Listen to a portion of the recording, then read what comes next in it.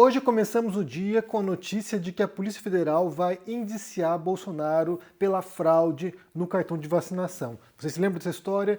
Quando o Bolsonaro quis viajar para os Estados Unidos e ele havia alegado publicamente que não tinha se vacinado e depois descobriram que haviam adulterado lá os dados, de modo que aparecesse no sistema que tanto o Bolsonaro quanto a sua comitiva haviam recebido vacinação para a Covid. E agora a Polícia Federal vai encaminhar para o Ministério Público para ver se denunciam o Bolsonaro por mais um crime. O fato é que o Bolsonaro, ao longo do seu mandato, cometeu vários crimes e a gente espera, ao longo desse tempo, desses meses e anos, que ele pague por esses crimes.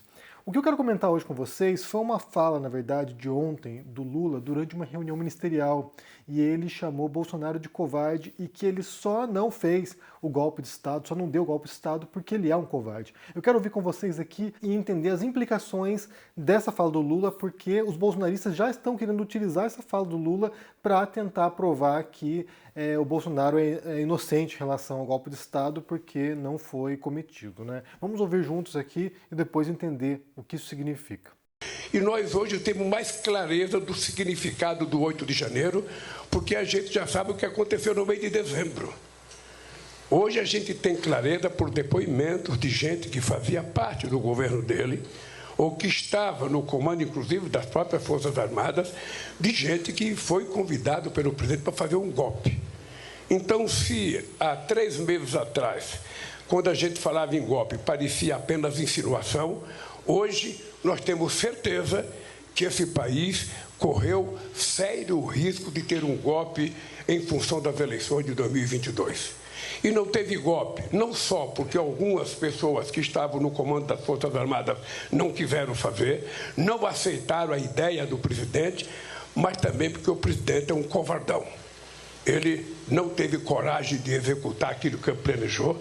Ele ficou dentro de casa aqui no Palácio chorando quase que um mês e preferiu fugir para os Estados Unidos do que fazer o que ele tinha prometido, na expectativa de que fora do país o golpe poderia acontecer, porque eles financiaram as pessoas na porta dos quartéis para tentar estimular a sequência do golpe. Como não deu certo, então eles agora estão dizendo que nós estamos ferindo a democracia, que eles eram inocentes, que eles apenas fizeram discussões, mas que não houve nada de concreto. Para entender aqui, como eu falei, a repercussão disso, e o que isso significa, eu quero ler para vocês aqui uma publicação feita no portal UOL. É um texto do jurista Walter Maierovitch e o título é "Lula, entre aspas aqui, absolve Bolsonaro do golpismo, o que é uma bobagem jurídica". Diz o seguinte aqui o Maierovitch: para o presidente Lula, o golpe não ocorreu por falta de coragem do Bolsonaro. Com objetivo político, em momento de popularidade baixa, a declaração de Lula demonstrou desespero mais uma vez. Isso por não dar atenção ao lado jurídico e à defesa técnica de Bolsonaro. Como as tentativas de golpe de Estado e de abolição do Estado de Direito estavam aperfeiçoadas e esses dois crimes consumados, Lula deu de bandeja a Bolsonaro uma saída, que a sua defesa técnica agradece. Lula, como falastrão indomável, forneceu elemento para uma saída pela ponte de ouro, para usar a expressão da doutrina criada pelo saudoso jurista vienense Franz Liszt. A ponte de ouro de Liszt, que foi parar na legislação penal europeia e na brasileira, cuida do arrependimento eficaz. Tipo, num grosseiro exemplo, aquele criminoso que joga o inimigo que não sabe nadar em um lago profundo. Depois, com sucesso, pula na água para salvá-lo. Em síntese, o arrependimento eficaz. Quando, por exemplo, o criminoso, no caso Bolsonaro, arrepende-se por falta de coragem. Na hipótese para Lula, e diante de tanta prova, houve, colocado a sua fala no campo jurídico, arrependimento eficaz, a ponte de ouro atravessada por um covarde. Para Lula, mesmo diante de tanta prova, houve arrependimento eficaz, a ponte de ouro atravessada por um covarde. O covarde Bolsonaro, tomando emprestado o linguajar chulo do golpista general Walter Braga Neto, seria o cagão, que saiu pela ponte de ouro, de Liszt, do arrependimento eficaz. Politicamente, Lula procurou desmoralizar Jair Bolsonaro, que sempre se apresenta em panos de corajoso. A imagem de intrépido incorporada por Bolsonaro é falsa, como dá para perceber. Bolsonaro sempre procura tirar o corpo e salvar a pele. Quando a água chega às suas narinas, transfere para outro a responsabilização criminal. Em palavras mais simples, Bolsonaro sempre joga alguém ao mar para se safar. Numa linguagem de caserna, o capitão Bolsonaro é do tipo que deixa o companheiro de combate ferido no campo de batalha entregue à própria sorte. Juridicamente, atenção, Lula cometeu um grosseiro erro, ou melhor, falou uma grossa bobagem jurídica, que a defesa técnica irá seguramente utilizar, pois coincide com uma das teses, ou seja, a da cogitação e dos atos preparatórios não serem puníveis criminalmente. Para os advogados de Bolsonaro, ocorreram cogitações por terceiros e, quando muito, atos preparatórios em face de consultas diante de minutas de decretos de defesa do Estado, estado de sítio e defesa. Como ensinam os livros, existem 7 modalidades de crimes de perigo contra o Estado Nacional. Por exemplo, as hipóteses previstas na revogada Lei de Segurança Nacional. Ora, muitas das hipóteses previstas sobreviveram na reforma e foram para o Código Penal brasileiro. Para essas modalidades de crimes contra o Estado Nacional, os atos preparatórios são puníveis, ao contrário do que sucede com outros ilícitos. Tais ilícitos contra o Estado e os delitos de perigo são chamados de crimes sui generis, na doutrina nacional e estrangeira. Bolsonaro, repito, praticou crimes em que tentou efetivamente dar golpe de Estado e também abolir o Estado Democrático de Direito. Colocada a bobagem jurídica de Lula de lado, até porque se trata de político que ignora o direito interno e internacional, os crimes acima atribuídos a Bolsonaro não necessitavam ingressar na fase de exaurimento. Por abundante prova, houve início de execução quando bastavam atos preparatórios. E são exuberantes as provas dos atos preparatórios e do início da execução. Num pano rápido, Lula poderia parar com as bobagens jurídicas. Então aqui, segundo o jurista, o Mairovitch, o Lula, para atacar, para criticar, para desmoralizar o Bolsonaro, ele dá munição para a defesa do Bolsonaro de que ele não praticou nenhum crime, ou seja, ele cogitou a possibilidade de um golpe de Estado, mas sendo um covarde e vendo a inviabilidade de fazer isso, ele não cometeu nenhum crime. Como diz aqui o próprio jurista, como outros juristas também dizem, na verdade, o crime, o ato de você planejar um golpe de Estado já é um crime por si próprio, até porque se esse crime for cometido, ele leva à extinção do Estado Democrático de Direito, ou seja, é um crime que não seria punível caso fosse concretizado e cumprido, e bem sucedido. Acho que a gente pode pensar algumas coisas sobre essa fala do Lula e sobre esse artigo do Mairovitch. A primeira delas tem a ver com a ideia de que o Bolsonaro é um covarde. A gente sabe disso, a gente sempre soube disso, como ele era capaz de o tempo todo fazer coisas ou dizer coisas e uma vez que aquilo ali desse uma repercussão negativa, transferir a culpa para outra pessoa. Ele fez isso o tempo todo, ele era o tipo do mafioso que se blindava, tinha os seus capangas lá, os seus capitães, e aí ele se blindava da acusação. Nesse caso agora do golpe de Estado, as provas são abundantes de que havia participação direta do Bolsonaro nesse planejamento e que só não se realizou de fato porque certas figuras importantes que poderiam levar adiante o golpe não quiseram fazer isso. E aqui eu vou repetir já o que eu disse em outras circunstâncias, sobre as condições que existem para um golpe de Estado. Aqui a gente pode citar, por exemplo, o livro, que é um clássico no assunto, o Coup d'État, do Luttwak, que ele fala sobre isso.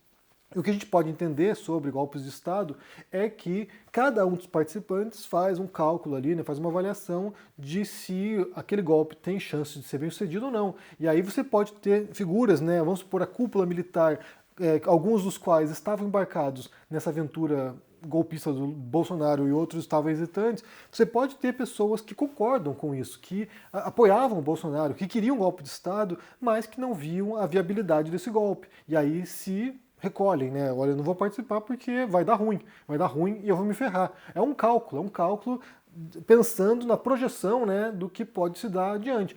Pode ter pessoas que discordariam do Bolsonaro, que tudo que eles não queriam era um golpe de Estado bolsonarista, uma ditadura bolsonarista, mas que apoiam ou apoiaram isso porque, caso fosse bem sucedido, eles se beneficiariam desse golpe. Então vamos supor ali que tem um general, sei lá, algum militar de alta patente que não era bolsonarista, mas que pensava ali na projeção da sua carreira no futuro, caso desse certo esse golpe de Estado. E assim por diante, a gente pode pensar em muitos cenários, Pessoas que não apoiaram e que não apoiariam, que não apoiavam o Bolsonaro e que não queriam um golpe de Estado, e aqueles generais, aqueles comandantes que apoiavam e que embarcariam nessa aventura golpista. A gente pode pensar, inclusive, se for pensar na história, em outros momentos, na Alemanha nazista, militares de alto escalão que eram contra o Hitler, e quando perceberam que a guerra ia se prolongar, ia ser catastrófica para a Alemanha, prepararam até atentados contra o Hitler para tentar matá-lo, retirá-lo da cúpula do partido nazista e do governo. Então, assim, isso acontece.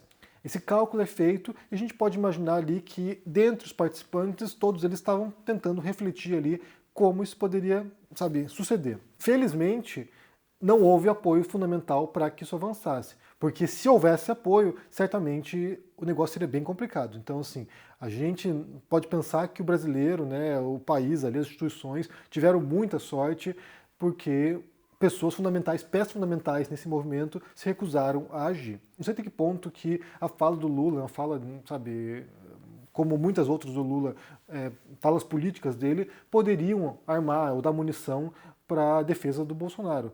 O jurista acredita que sim, eu suponho que não, porque afinal de contas você tem lá a lei e a jurisprudência que seria utilizada para poder analisar esse caso, né? Não sei se a fala do Lula vai ser usada como elemento de justificativa ou de suporte para essa tese. Não sei se faz qualquer sentido isso, mas o fato é que, se formos compreender a situação, foi por muito pouco mesmo. Então, assim, havia esse espírito golpista, esses elementos estão surgindo, essas provas estão surgindo o tempo todo agora, em abundância. Então, assim, já tinha até discurso do Bolsonaro caso houvesse decretado estado de sítio. Então, ali foi bem pouco mesmo.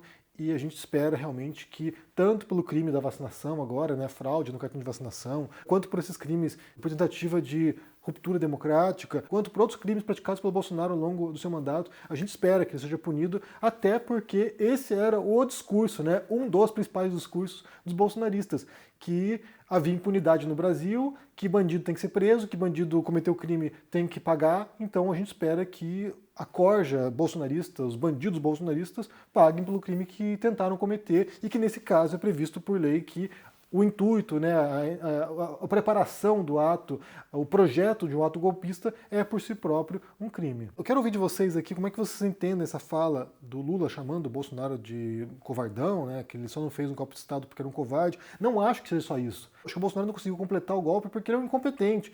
E eu imagino que muita gente ali compreendia que uma ditadura bolsonarista seria uma catástrofe. Então, assim, não haveria apoio internacional, seria uma tragédia. Então, assim, não acho que ele seja covarde. Eu acho que se houvesse as condições, ele teria avançado. Acho que são outros elementos ali que não permitiram, que não deram o suporte necessário para que o Bolsonaro avançasse. Mas como é que você entende essa fala do Lula? Se você acha que isso vai servir de elemento para a defesa do Bolsonaro, me parece um pouco exagero, mas como é que você entende isso? Deixa aqui embaixo no comentário, deixa o joinha e se inscreva no canal. E só um recado aqui, porque essa semana, até domingo, vai estar disponível com 20% de desconto o meu curso Como Vencer um Debate Tendo Razão, que é um curso de pensamento crítico e um curso sobre como debater melhor. Eu imagino que, assim como muitas pessoas, você já se sentiu frustrado ao participar de uma discussão sobre um tópico e ao perceber que você não conseguiu defender bem suas ideias, que a outra parte estava muito mais bem, armada com argumentos sólidos do que você depois vê a ideia, né? Nossa, devia ter dito tal coisa.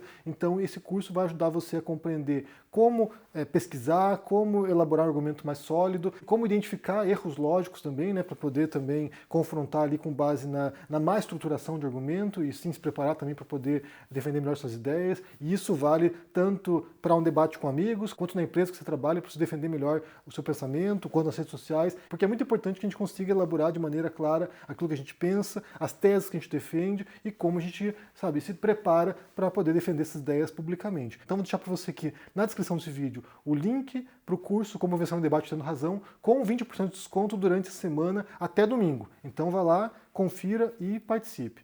Um forte abraço para você, se cuide por aí e até mais. Tchau!